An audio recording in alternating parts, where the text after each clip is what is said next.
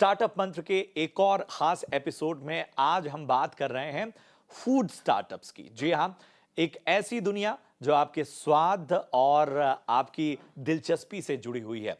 हम और आप अक्सर ये कोशिश करते हैं कि हमें वो ऐसा फूड जॉइंट मिल जाए जो हमारी आसानी से हम तक फूड डिलीवर भी कर सके या हम उस तक पहुंच सकें।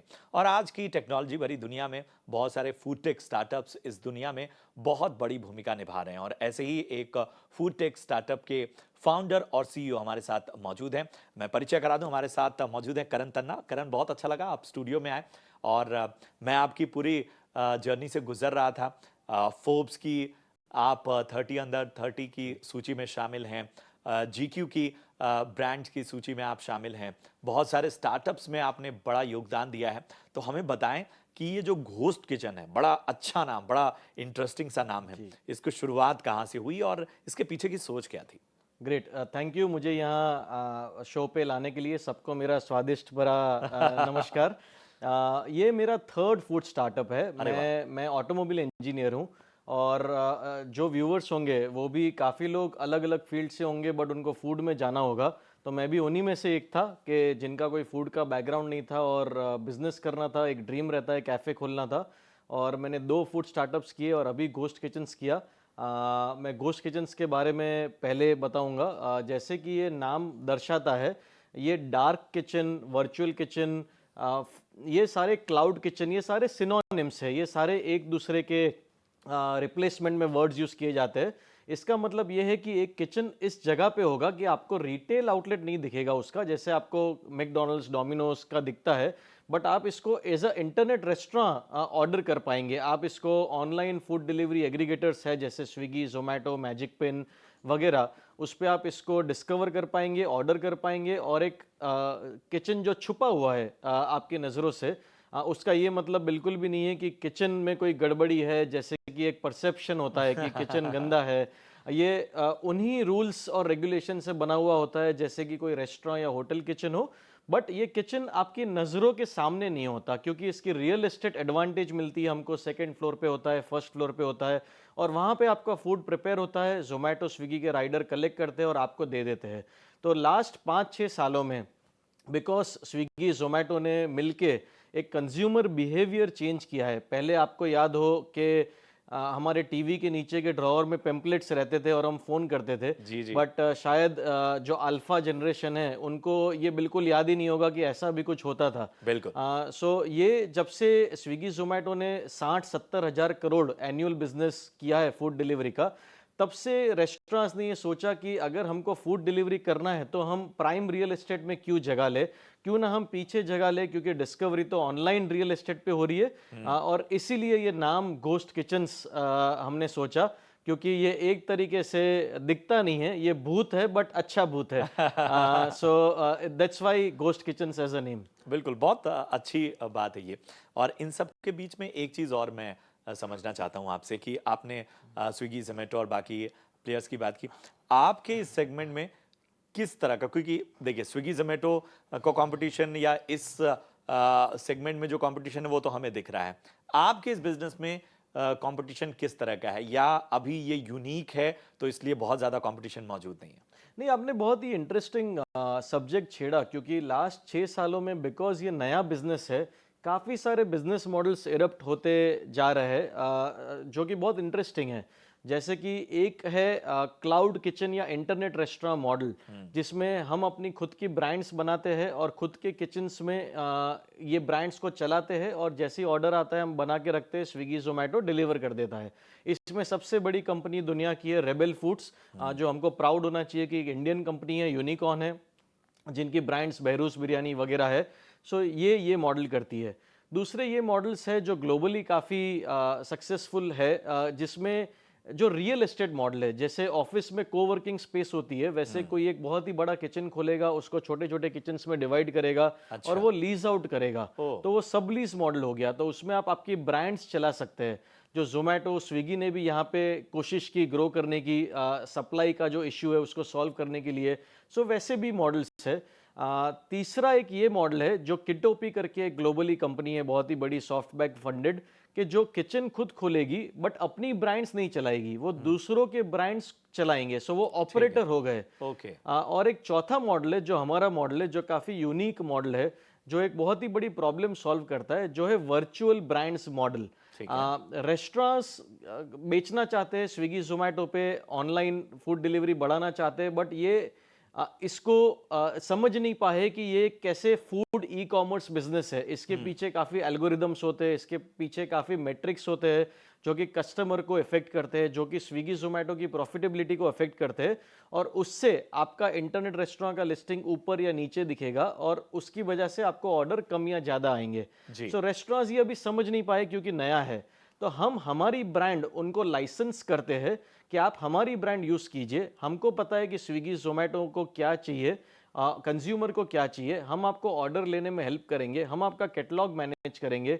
इतना ही नहीं, हम आपको रॉ मटेरियल भी प्रोवाइड करेंगे, जिससे, जो कि सबसे बड़ा प्रॉब्लम है मैन पावर का इस इंडस्ट्री में, लेबर का, बिल्कुल। वो आपको लेबर पे डिपेंडेंट नहीं रहना पड़े। हम रेडी टू ईट मटेरियल आपको सप्लाई करेंगे, आप उसको बस असेंबल कीजिए जब भी ऑर्डर आता है और आप जोमेटो स्विगी राइडर को दे दीजिए।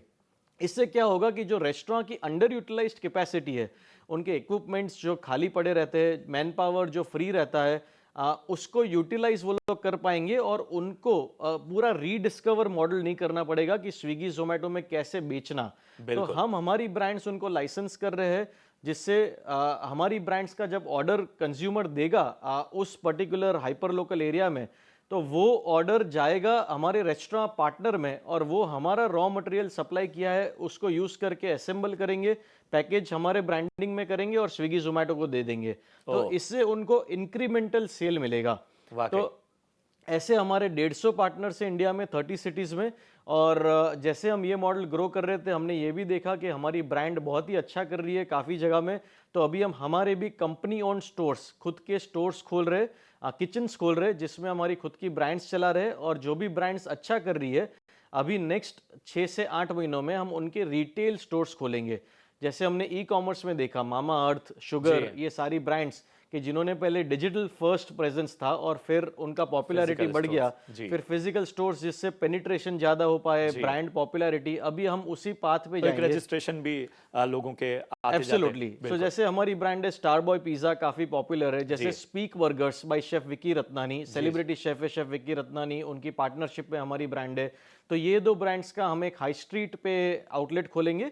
बल्कि हम एक बहुत इनोवेटिव मॉडल भी ला रहे हैं कि जिसमें हम सेलिब्रिटीज के साथ टाई अप कर रहे हैं। अरे वाह। अभी मैं ज़्यादा डाइवल्ज नहीं कर पाऊंगा, मैं कॉन्ट्रेक्चुअली बाउंड हूँ, बट एक बहुत ही बड़े सिंगर और रैपर के साथ एक पिज़्ज़ा का ब्रांड कर रहे हैं, ठीक है। एक बहुत ही बड़े साउथ इंडियन स्टार के साथ एक साउथ इंडियन ब्रांड कर रहे हैं। अरे तो ये सारी ब्रांड्स भी हम करेंगे और हमारा एस्पिरेशन है कि हम इंडिया का यम ब्रांड्स, जिनकी टाको बेल, पिज़्ज़ा हट, KFC जैसी कंपनीज है, वैसे हम इंडिया से हम एक ऐसी कंपनी वर्ल्ड को दे कि जिसकी 3, 4, 5 इंडियन ओरिजिन ग्लोबल ब्रांड्स हो अगले 8-10 सालों में, और एक इंडिया की ब्रांड्स हम ग्लोबली ले जाए। बिल्कुल, बहुत अहम बात आपने कही। चूंकि आप अपने कारोबार के बारे में बात कर रहे हैं, ज़रा मुझे ये बताइए कि ये जो पूरा फूड बिजनेस है, बहुत सारे यंग एंटरप्रेन्योर्स आपको सुन रहे होंगे, इसमें घुसा कैसे जाएगा, इसको डिकोड, मतलब आप चूंकि आपने इतनी इन्फॉर्मेशन है, जाहिर सी बात है लंबा समय रिसर्च में भी आपने लगाया होगा किसी भी स्टार्टअप को शुरू करने में, आपके पास पहले से तजुर्बा था स्टार्टअप्स का,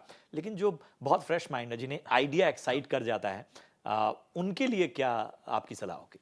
नहीं, ये बहुत ही एक टची टॉपिक है, क्योंकि ये बिजनेस में एंट्री बैरियर बिल्कुल ही कम है, और क्लाउड किचन आने से तो और भी कम हो गया। क्योंकि अगर आपको रेस्टोरेंट खोलना होता था तो आपका इन्वेस्टमेंट ज़्यादा रहता था, एक रियल एस्टेट प्राइम होती थी, बट अभी क्लाउड किचन से तो आप 3 से 5-7 लाख में बिजनेस खोल सकते हैं।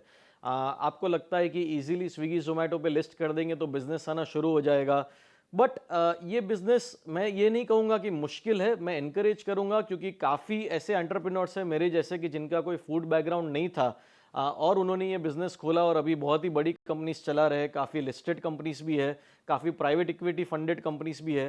सो एनकरेज करना चाहिए कि ये बिजनेस लोग करें, बट इसमें 2-3 चीज़ें जो गलतियाँ करते हैं, मैं शॉर्ट टाइम है इसीलिए उसी पे गौर करना चाहूँगा।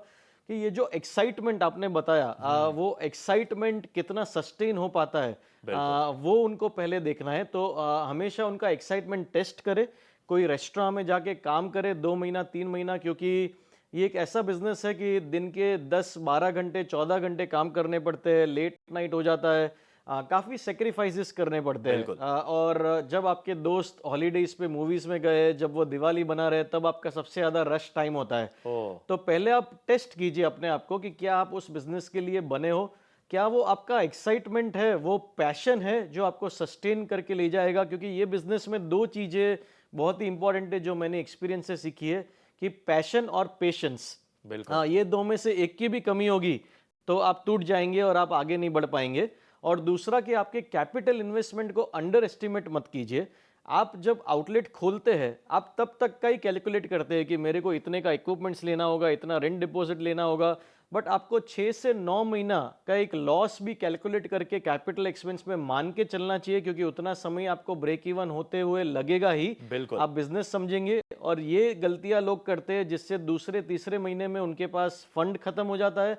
उसके बाद कटिंग कॉर्नर शुरू होता है, क्वालिटी में कॉम्प्रोमाइज होता है, मैन पावर कर देते हैं। तो आई थिंक एक आप टेस्ट कीजिए अपने आप को कोई रेस्टोरेंट में काम करके, इसमें कोई शर्म की बात नहीं है, क्योंकि आप जब खुद का खोलेंगे तब हो सकता है कि एक दिन आपको झाड़ू भी मारना पड़े, बर्तन भी मारना बिल्कुल। पड़े, अगर आपका छोटा सा सेटअप है। और वैसे ही ज़्यादातर लोग खोलेंगे, तो क्यों ना हम पहले ही कोई रेस्टोरेंट में जॉब करके देखें कि क्या बिहाइंड द सीन होता है। और दूसरा कि आपका कैपिटल इन्वेस्टमेंट अंडर एस्टिमेट मत कीजिए, थोड़ा बफर में रख के चलिए, क्योंकि आपको 6 से 9 महीना लगेगा। वरना तो बेसिक चीज़ें हैं जो काफ़ी लोग यूट्यूब में भी बोलते हैं कि आपको मार्केट रिसर्च करना चाहिए, कंपटीशन स्टडी करना बिल्कुल। चाहिए। चलिए, बहुत अच्छी चर्चा रही करण आपसे, और हम उम्मीद यही करते हैं कि ये सारे इंसाइट्स यंग एंटरप्रेन्योर्स के काम आए, और आपको और आपकी पूरी टीम को आगे के लिए ढेर सारे शुभकामनाएं, और उम्मीद करते हैं कि आप ऐसे ही अपनी प्रेजेंस और ज़्यादा बेहतर बनाते रहें। Thank you so much sir for having me. Thank you.